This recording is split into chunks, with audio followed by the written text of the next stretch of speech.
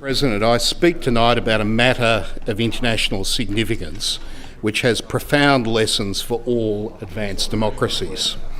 As we speak, the people of the United States, and currently, particularly those in Minnesota, are under attack. This is not by a foreign nation, terrorists, or an international occupying force. Instead, under President Donald Trump, the public has come under attack by its own government, primarily through the deployment of Immigration and Customs Enforcement, or ICE agents, throughout cities and communities. The tactics of ICE are more like that of the forward charge of an occupying army or a secret police force than that of a mainstream law enforcement. ICE agents have become increasingly aggressive, using at times deadly force against the population and kidnapping people, including children, violently off the streets, seemingly almost indiscriminately on the basis of their target's skin colour or accent. There appears to be little evidence to suggest ICE are doing what they say they are, surgical operations to humanely deport people who have no legal status as US citizens or residents.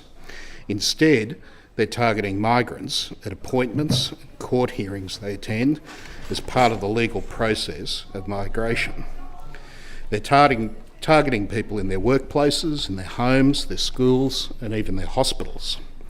The events we're seeing should alarm us all, not only because of the widespread violence and the violation of civil rights that's occurred, but because they reveal the corrosive effects of unchecked state power and what it can have on democratic norms.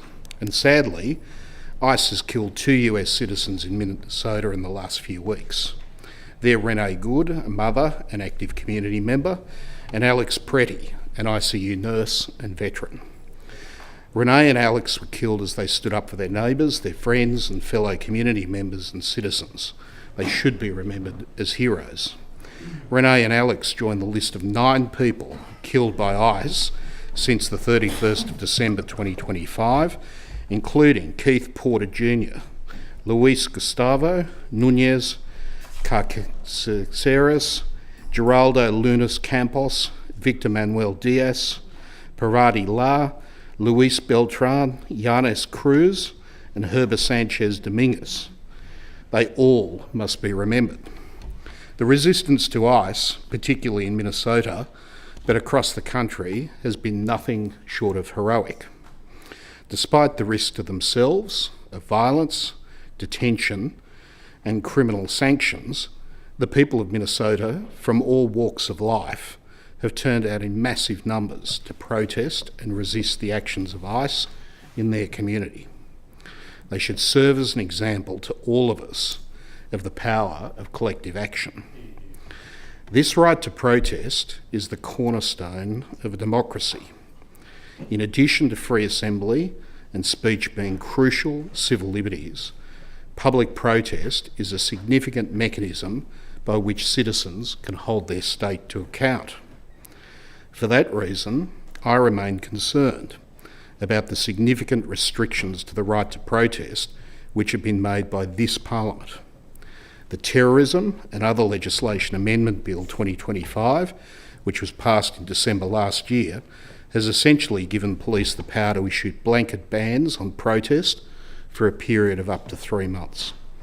Such a restriction of peaceful protest is fundamentally incompatible with a functioning and robust democracy. Personally, I plan to attend the protest held on Monday against the visit of Israeli President Isaac Herzog to Australia. In my view, Australia should not be welcoming the head of a state engaged in an ongoing genocide, and certainly not one who personally signed a bomb used in that genocide, indicating a total lack of regard for international law and human life. Somebody who's supported illegal settlements in violation of international law. This view, my view, a view which I believe many in New South Wales share, including, importantly, members of the Jewish community, the Jewish Council of Australia, and other groups who've expressed deep concern about this visit. They should be given the opportunity for public expression via peaceful protest. The right to protest must be protected, not eroded, if we're to call ourselves a healthy democracy. The scenes in Minnesota are an object lesson as to what happens to communities and institutions when state power goes too far. Such a situation should be avoided in New South Wales and Australia generally, and protecting the right to protest is a fundamental part of that mission.